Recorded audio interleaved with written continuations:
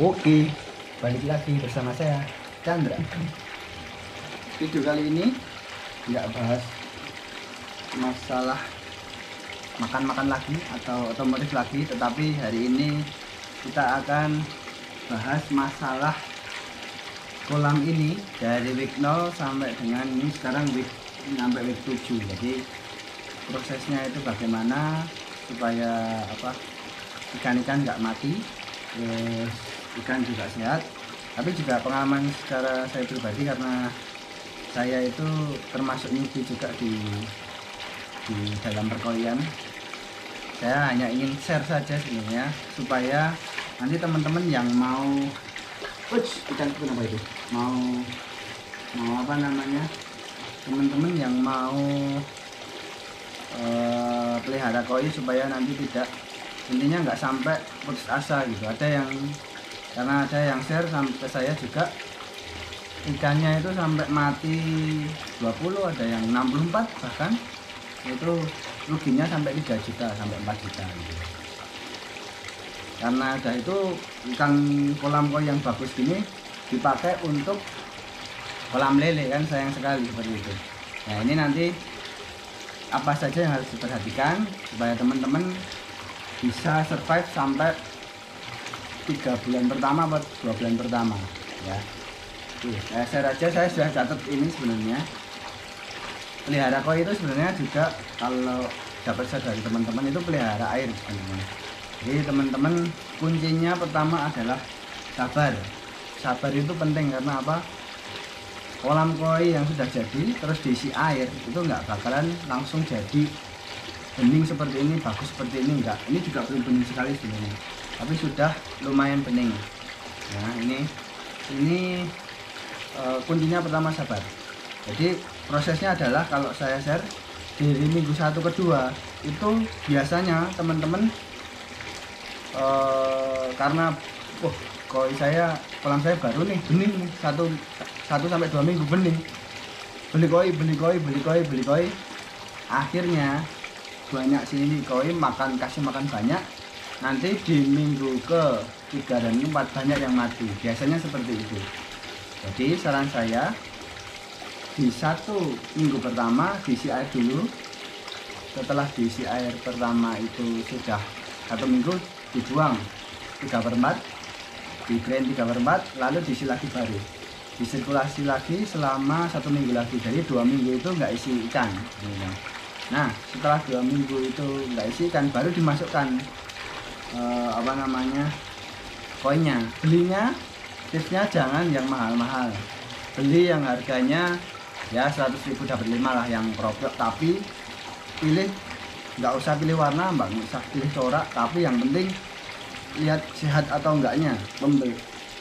Kalau sehat enggaknya itu bisa dilihat ikannya sering pas beli dicek ada merah-merahnya enggak, banyak luka enggak, itu yang perlu dicek untuk teman-teman sekali beli. Jadi nanti kalau masukkan kolam ternyata ikannya sakit, ya nanti kolamnya jadi sakit sendiri. Itu yang harus diperhatikan pertama. Terus setelah itu, nah itu kan minggu 1-2 itu kan sebenarnya biasanya udah gatel nih, yang belum isi apa-apa, pompa dihidupin, sirkulasi plus filter media penuh, itu sudah dihidupin nih sama teman-teman. Terus koinnya biasanya kalau pemula seperti saya dulu beli, akhirnya di minggu ke-3-4 banyak yang mati. Nah itu sabar dulu sampai di week nanti ke-6 ke-7. Nah itu nanti saya ceritakan seperti apa lah. Jadi yang tadi di minggu pertama kedua itu airnya jernih, memang pengen beli ikan. Nah nanti 3-4, minggu 3-4 dari kolam ini jadi diisi air pertama, itu nanti mulai keruh kayak teh gitu. Dan itu kenapa ya? Ada biru di cabai. Terus 3-4 itu mulai agak keruh kayak teh kalau lihat kayak teh. Terus di sini biasanya 3-4 itu banyak ikan yang mati jika minggu pertama kedua sudah diisi ikan dengan penuh. Dan biasanya pemula-pemula itu seperti saya kasih makannya banyak, sedangkan filter di sini itu belum jadi. Filternya belum jadi, berarti amoniaknya itu belum bisa dinetralisir secara sempurna oleh filter biologis di sini. Mekanis di sini ini fungsinya untuk apa namanya, untuk nyaring kotoran yang kasar. Nah itu yang harus diperhatikan. Setelah itu minggu kelima ke 6 itu tambah parah lagi, nanti tambah minggu kelima ke 6 tambah parah. Jadi kayak coklatnya itu kayak coklat, mungkin kayak rasa kopi itu. Nah itu yang perlu diwaspadai lagi. Teman-teman nggak perlu apa namanya langsung ganti baru gitu, jangan. Ini nanti memang prosesnya seperti itu, 5 sampai 6 minggu itu prosesnya seperti itu. Jadi agak coklat dimana itu nggak apa-apa, tetap di dripping aja, diganti 10% setiap minggu sekali, 10% dari volume total air. Misal kolamnya 1000 liter ya diganti apa namanya 100 liter aja, diganti yang baru, jangan semua, nanti malah ikannya stres, gampang mati karena parameternya berubah-ubah. Nah itu yang minggu ke 5-6. Nah minggu ke 6 sampai 8 kayak ini punya saya ini ya, ini mulai, dia kan mulai berangsur-angsur, mulai jernih. Nah gitu, ini contohnya ikannya di sini udah manut nih, set. Ini udah. Nah ini 68. Nah ini proses dimana teman-teman bisa beli ikan yang ya paling enggak ya ada kelas-kelas 1 ekor 200.000 nggak apa-apa, tapi apa namanya, sebelum survive ke minggu ini jangan beli yang banyak dulu, karena ada yang apa, orang-orang yang beli langsung mahal, cemplungnya di minggu pertama kedua akhirnya mati semua. Nah itu. Terus sedikit tips lagi, jika pakai kolam koi propio itu selama 1-2 bulan kasih makan 2 hari sekali saja. Koi itu nggak bakalan mati jika lapar, paling kurus. Kalau apa namanya mati itu malah kebanyakan makan karena amoniaknya di kolam tinggi, di sini belum mencerna gitu. Oke. Nah perlu diperhatikan juga apa namanya, setelah itu sirkulasi di sini itu nggak melulu harus kita itu gimana ya, paten 5 kali apa, 5 kali itu enggak, 5 kali sirkulasi sejam. Kalau kolam seperti ini kan 6.000 ton ya, sekitar 5.000 sampai 6.000 lah. Saya itu pakai totalnya itu 2 pompa, karena kalau mati satu biar ada cadangan di malam hari. Jadi saya mending beli 2, tapi yang kapasitasnya saya bagi. Misal pengen beli yang 10 ribuan itu beli kapasitasnya yang pompa itu biar 2 kali sejam itu 10.000 liter, kita belinya yang 5.000 kita pisah. Jadi seumpama mati satu di malam hari nggak bingung, masih ada 5.000 yang bisa sirkulasi. Kalau beli satu yang 10.000 itu nanti di sini begitu mati bingung, kalau ada spare nggak apa-apa, kalau nggak bingung nanti ikannya bisa mati semua. Malam-malam harus ketok-ketok pintu di mana kan bingung juga begitu. Nah flow pompa itu sangat penting. Jadi misal ini pompanya saya pakai 5.800 dan 3.500, itu sebenarnya ngitung flow pompa itu nggak melulu cuma contohnya ini. Flow pompa itu 5.800 itu flow maksimal. Jadi flow maksimal yang dihasilkan jika headnya 0. Head itu apa? Pompa dicelupin sedalam 2 meter. Sedalam 2 meter. Itu jika volumenya di sini, headnya itu dihitung dari sini sampai titik tertinggi pipa. Misal titik tertinggi pipa di sini, jadi headnya itu mungkin 40 cm, 30 cm atau 20 cm. Itu tergantung dari head masing-masing. Headnya itu dari permukaan air yang ada di pompa celup. Nah itu biasanya teman-teman ada di grafiknya head. Misal headnya 1 meter dari 5.800 nanti akan turun menjadi berapa? Misal menjadi 5.000 atau 4.500, itu diperhatikan. Jadi beli memang nggak perlu di setting ke atas gitu, nggak perlu. Sebenarnya paling dalam nggak apa-apa, yang dihitung itu head dari permukaan air pada saat pompa itu nyelup. Dalamnya 2 meter, headnya apa, tingginya di sini cuma misal segini dari pipanya terus keluar masuk lagi seperti itu ya dihitung cuma 5 cm. Tapi kalau dalamnya 1 meter tapi naiknya pipa dari permukaan air sampai sini 2 meter, ya itu yang dihitung 2 meter. Makanya itu akan turun flownya banyak. Jadi itu yang teman-teman perlu perhatikan. Kalau saya tuanya ini 1,5 kali. 1,5 sekali dari flow-nya, dari pompa di sini itu totalnya 1,5 kali dari volume air yang ada di kolam baik di sini maupun di jangkar. Oke, yang kedua tadi itu, yang ketiga sebenarnya saya sampaikan di awal, beli ikan tester aja dulu. Kalau saya mahal-mahal yang kelas-kelas nanti mati, malah nggak mau beli ikan lagi yang gitu.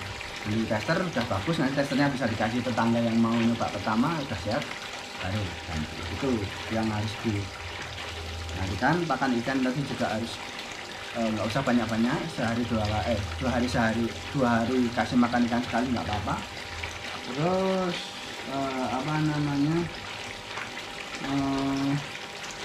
senjatanya di sini lumayan banyak kalau saya. Yang satu ini di sini ada APK. Kalau ini habis beli ikan baru, kebetulan ada di video saya sebelumnya, kita apung-apungin, udah di karantina di sana, saya celupin PK dimasukin. Dan ini nanti saya pakai untuk ngobatin ada ikan yang kebetulan sakit, cagoy saya yang kecil itu tembaga sakit, nanti di hari ini. Ini salah satu rekomendasi teman saya, bukannya iklan. Ini Sangkoi 10 dolar, ini buat warna bagus banget. Tapi teman-teman ikan ini jangan jangan banyak-banyak. Maksudnya ikannya cepet, kalau menurut saya jadi kayak birahi gitu. Sering kalau kebanyakan bisa loncat ini. Nah ini. Terus nah ini probiotik yang dipakai itu mereknya Alpha Basic Starter. Nah ini Alpha. Ini segini itu kalau nggak salah dulu 60.000. Ini bagus. Kalau saya dulunya pakai clay koi karena clay koi agak butek, jadi 2 hari baru bisa bening. Kalau ini lumayan bening dan lumayan cepat probiotiknya. Ya ada harga dari kalau clay koi gede itu cuma 25.000 30.000, ini 60.000 segede ini per 4 gram ya. Terus ada BK sudah. Ini timbangan biasanya buat ngukur-ngukur teman-teman berapa berapa gram, berapa mili itu bisa ditimbangkan biar jadi nggak feeling kebanyakan ikannya nanti mati. Murah regane mung 35.000, nggak usah mahal-mahal, bisa buat capcus. Terus ini ada ini buat obat jamur dan namanya Innerflock. Mungkin banyak yang sudah meliput juga di YouTube, tapi saya belum pernah lihat. Ini ampuh nih buat ngobatin ikan-ikan yang kena flashing. Biasanya itu banyak sekali yang starternya ini Tango Wafer, bukan Tango Wafer. Ini sebenarnya isinya adalah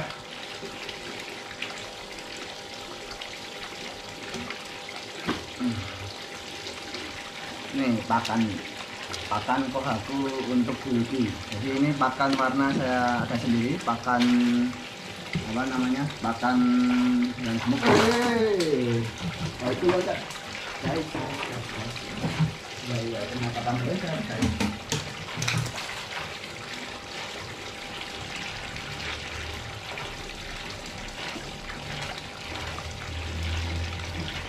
Nah, itu contoh tadi. Sepertinya saya kasih makan ikan yang untuk ini, yang tadi sebelumnya ini kebanyakan mungkin, jadi ikannya satu doang yang paling gede itu, yang cagoy sering lompat, ya tahu kenapa. Nanti kalau ada yang tahu mungkin bisa komen. Kalau cek saya tak cek sehat, yang lain nggak ada yang lompat, cuma dia aja yang lompat. Bahkan tadi saya kasih makan baru pagi 1 kali, nggak banyak sih. Terus garam itu penting karena ada yang share dulu ke saya, paling enggak 1 ton atau 1000 liter air itu kasih 1 kilogram garam, supaya nanti koinya nggak gampang stres untuk mengejar karena di dalam koi itu ada kandungan garam berapa nggak tahu, tapi bagusnya itu sebenarnya 1 ton itu 3 kg garam atau 1000 liter 3 kg garam. Ini sudah kasih juga 1 ton itu 2 kg garam. Saya ambil tengah-tengah. Ya, yang penting. Terus juga Sebenarnya saya ada pH tester di dalam tapi nggak saya bawa keluar. Nah itu gunanya untuk ngetes pH ini supaya koi-koi juga sehat. Standarnya berapa ya, pH itu bagus 7, nggak usah 7 tapi stabil, daripada 7 nanti jelek ke 5 naik ke 8 itu ikannya gampang mati. Itu dari apa pengalaman saya. Jadi kesimpulannya teman-teman, kalau punya koi pertama yang penting sabar dulu. Kalau ada yang beberapa teman saya malah di 1 sampai 1 week pertama sampai week ke-8 itu dikasih malah ikan lele dulu. Nanti kalau sudah masuk ke week selanjutnya, maksudnya ke apa, ke week 8 ke atas baru diganti koi. Jadi lelenya bisa digoreng, ganti koi. Kalau mati-mati bisa digoreng ya. Seperti itu biasanya.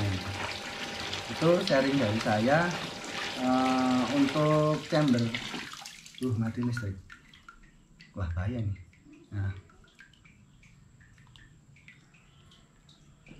mati listrik ternyata, wah ini bisa stres ya. Saya kebetulan sekali mati listrik. Nah ini hal apa yang harus dilakukan, nanti kita cari aerator DC untuk yang di sini. Nanti mati lampu. Iya, oke.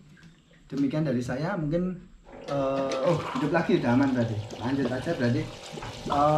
Isi chambernya di sini apa aja? Yang pertama ini apa namanya? Yang pertama jaring nelayan ini 20 kilo. Saya beli 20 kilo, saya masukkan ke chamber 1. Chamber kedua ada arang batok, itu saya beli dulu 10 kilo, 5 kilo di sini, 5 kilo di sini. Terus oysternya itu banyak 30 kilo, karena ini kolam outdoor. 30 kilo pun mungkin nanti juga kalau saya tes pH nya sudah 6,8 sampai 7, jadi sudah lumayan. Tapi kalau mau nambah sedikit lagi ya tambahin lagi sebenarnya pas, tapi enggak dulu. Terus karang jahenya 15 kilo, bioring biobal dulu 5 kilo 5 kilo. Terus di chamber sini ya, bioring biobal di chamber 3. Terus ada filter mat dulu saya kasih ini 5 kilo kalau nggak salah. Jadi untuk filternya di sana juga biologis nanti biar nanti nggak sampai pompa yang kotor-kotor. Terus ada lagi apa namanya, batu apung itu saya beli 20 kilo, batu gomong 20 kilo. Terus nah ini yang saya dapat dari kakak saya itu batu zeolit, tapi dia yang kualitasnya untuk pupuk itu bagus sekali. Ini bikin cepat bening sama pH nya jadi lebih normal. Nah ini yang baru saya install setelah seminggu di chamber nomor 3. Nah hasilnya seperti ini teman-teman. Jadi kuncinya teman-teman nggak usah ke susu, yang sabar untuk apa namanya, untuk masalah ikan ini sabar dulu, nggak usah ke susu. Nah ini tester saya ini di dalam koi tester apa, komet ada kaviar yang gede-gede, udah nggak mau makan susu, mungkin udah mau makan apa, makannya pelet. Saya ganti nanti ke ikan Sumatera yang kecil-kecil aja biar makan susu. Ini mau saya kasih ke teman biar dijualin, apa mali tukar tambah dengan kaviar yang kecil atau Sumatera atau koi yang lain. Ini ada komet banyak sama kaviar biasa. Oke, kuncinya tadi sabar, nggak usah buru-buru. 1,5 bulan ke atas baru beli koi yang berkualitas. Pengalaman saya pribadi, karena ikan koi saya kalau saya total sudah mati 10 ya. Itu ada yang loncat, ada yang stres mati kena flashing itu. Terus dari situ pengalaman tanya-tanya berobat, diobati ini itu akhirnya bisa. Beberapa ada yang sembuh, beberapa ada yang mati. Yang 10 itu ada yang gara-gara aerator saya berputar itu 5. Saya karantina sudah sehat sebenarnya 5, tapi tiba-tiba aeratornya yang di video itu ada, saya di video sebelumnya ada Sobo itu kan ada settingannya tuh, dia berputar ke minimal, tahu-tahu paginya ikannya kok itu semua seperti itu. Jadi sabar, nunggu 1,5 minggu baru cemplung-cemplungin yang kualitasnya agak bagus. Jangan langsung yang wih 2 juta masukin mati, 2 juta masukin mati, malah KO nanti gitu ya teman-teman. Sekian dari saya, semoga bermanfaat. Kalau ada saran silahkan kasih saran di komentar ya. Ada masukan silahkan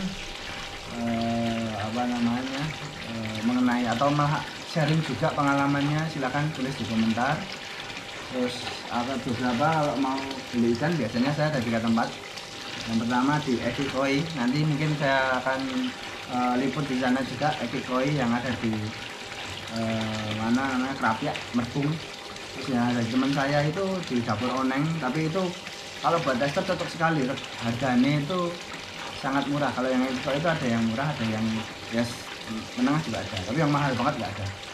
Itu nanti saya liput. Dapur Oneng ini juga yang teman saya itu nanti mungkin kalau mau juga saya liput kalau dia mau. Yang ketiga itu Pak Hartono Koi, itu yang di Bayat, yang saya Pak Bayat Wedi sama di Krapyak Merpung Klaten Selatan. Itu 3 itu rekomendasi bagi saya yang harganya murah tapi kualitasnya lumayan. Kalau yang masih pemula ya, kalau yang udah expert ya mungkin ada lagi yang bagus kayak lelang-lelang harganya 2 jutaan itu mungkin ada. Itu jangan lupa sekian video dari saya, jangan lupa subscribe, like, komen ya di bawah. Terima kasih.